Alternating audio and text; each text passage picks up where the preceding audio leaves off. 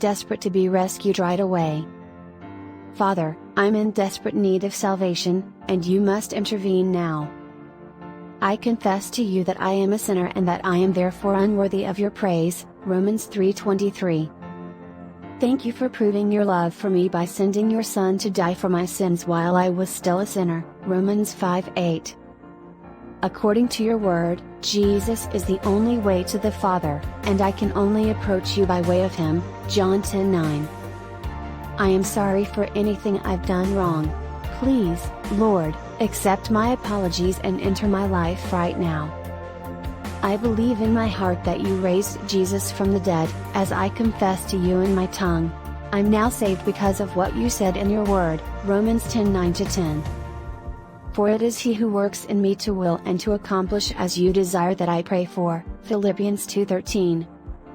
Don't just give me a desire for righteousness, make me thirsty for prayer and the study of the word. As well, I pray that you will aid me in being devoted to my local church and freely sharing my religion with others. Father, I am grateful that you have accepted me into your family, Romans 8:15. I pray this in the name of Jesus. Amen.